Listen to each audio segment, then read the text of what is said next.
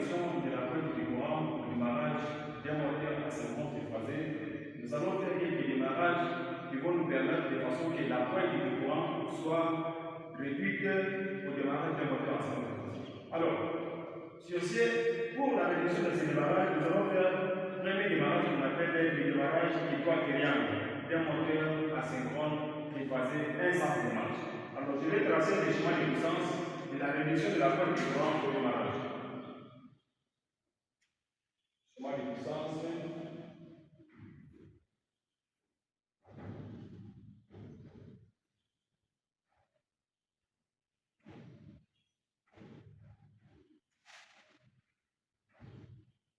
Ici, nous avons ce qu'on appelle le sectionnaire à porte visible, un appareil qui ne supporte aucun pouvoir de lumière.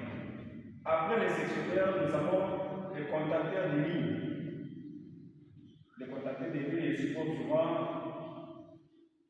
des contacts de puissance. Nous avons KM1.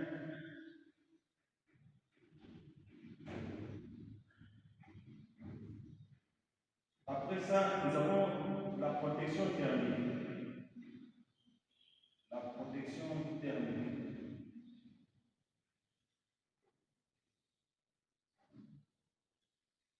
Après la protection thermique, nous avons le moteur.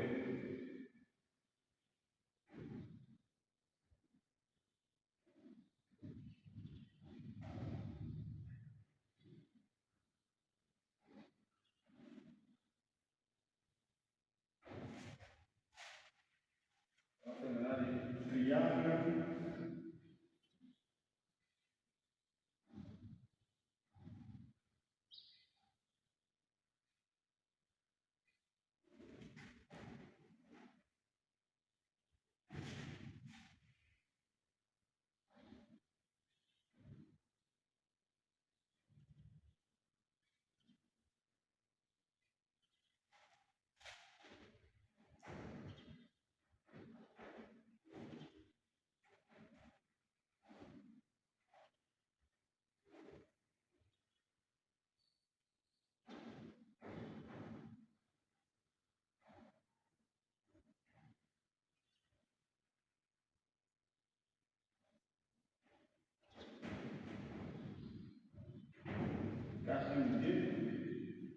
Ici, de côté, triangle 4M3.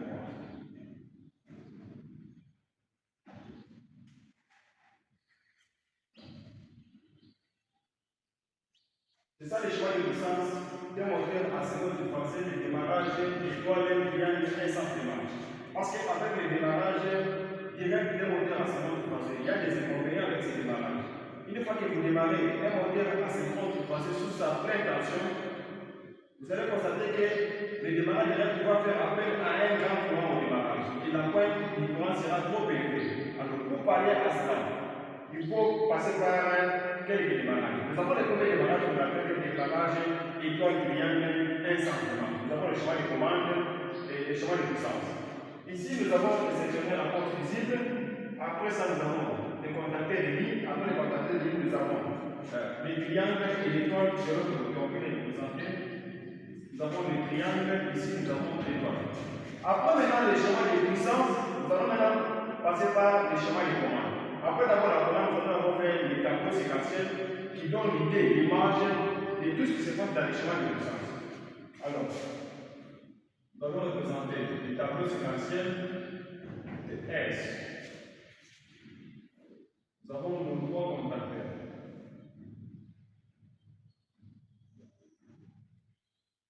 Trois contacteurs.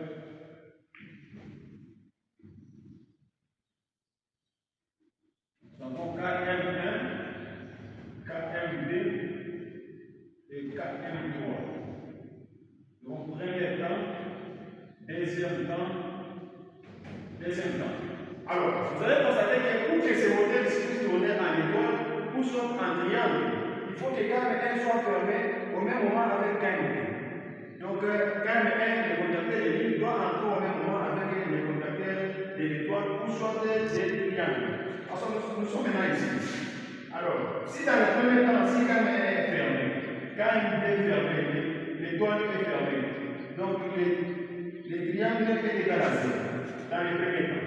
Maintenant, dans le deuxième temps, KMD doit toujours être égal à 1. KMD est égal à 0. Là, on va maintenant prendre l'étoile. On enclenche maintenant les triangles. Donc là, KMD est égal à 1. KMD est égal à 0. KMD est égal à 1. 3 est égal à 1. Maintenant, nous allons passer procéder maintenant au schéma de commande. L'établissement du schéma de commande des échelons. Nous allons commencer avec la source de tension. Ici, nous avons la protection. Nous avons la protection ici F0, F1. Après la protection, nous avons les SO. Mais vous savez, les SO, c'est un bouton sur qu'on appelle le bouton pour soit d'arrêt général. Après SO, nous avons maintenant notre bouton pour soit de démarrage. Nous avons les S1. S1.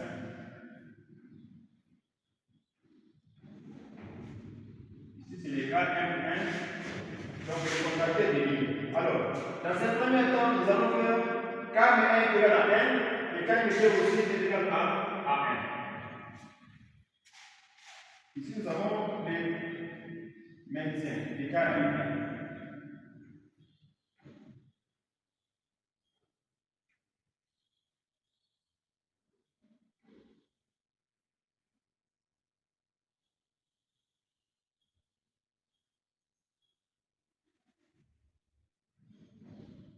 Nous allons prévoir une temporisation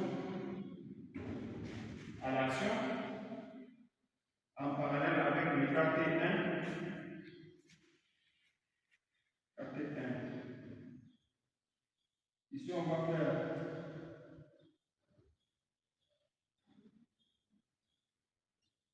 le contact de KT doit être normalement fermé. Vous pouvez prévoir 10 secondes. KT1. De l'autre côté, on met maintenant son maintien. Des KMD. Des KMD. Ici, on peut placer là directement des KM3.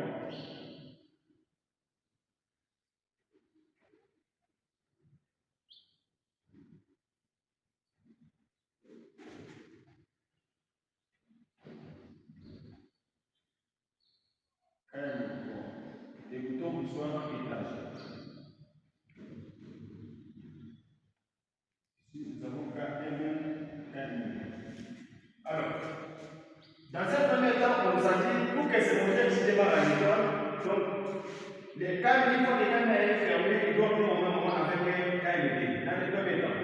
Alors, dans le deuxième temps, KM est égal à 1, KM est égal à 0, KM est égal à 1.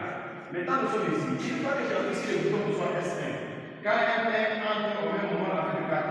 KM1 c'est maintien. Pendant que le courant passe de l'autre côté directement, on utilise KM2 là, le côté démarre en étoile. Parce qu'ici, nous avons un contact normalement fermé du KT. Alors, pendant que KM1 est en train de fonctionner dans le premier sens, soit en étoile, KT à côté de lui est en train d'imposer. Quelques secondes après, il doit faire maintenant l'étoile. Le couple étoile, maintenant, pour enclencher maintenant les triangles. Là, le moteur doit tourner maintenant en triangle. C'est ça le principe de fonctionnement des moteurs à séquence de phasée, soit des démarrages étoiles triangles. C'est pour la réduction de la pointe du courant au démarrage.